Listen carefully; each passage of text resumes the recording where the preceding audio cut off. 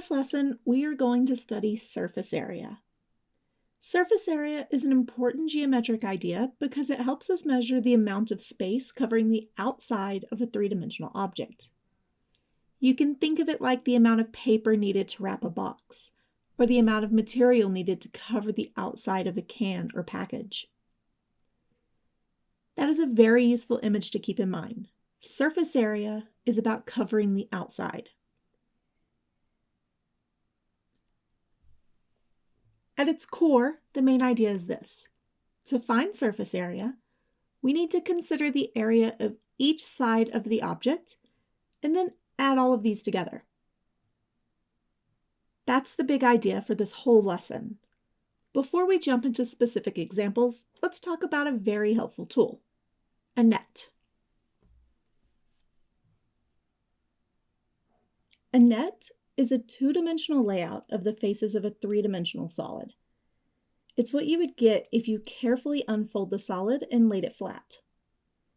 Nets are extremely helpful because they let us see every face clearly. Instead of trying to imagine the whole solid at once, we can look at one face at a time, find each area, and then add them together. This is a great reminder that difficult-looking geometry problems often become much simpler when we represent them in a helpful way. As future teachers, that is an important message. Students benefit when we move between models. A solid can be shown as a picture, a physical object, or a net. Each representation helps us see something different. Throughout the next few videos, we'll be looking at a triangular prism, a rectangular prism, and a cylinder.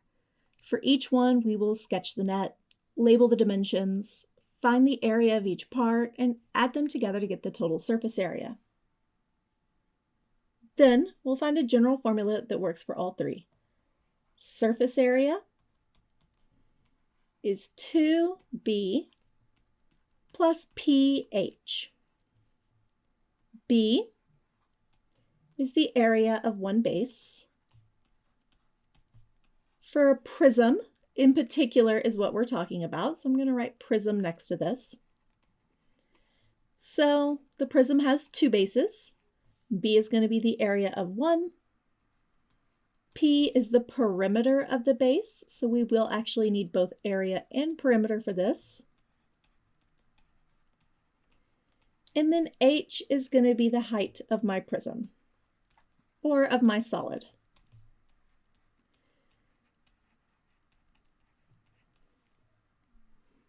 This formula is powerful because it helps us see the common structure behind different solids. So as we go through examples in the next few videos, try to notice what counts as a base, how many bases there are, what the side faces look like when they're unfolded, how the lateral part, which I will define later, of the shape is connected to the perimeter of the base.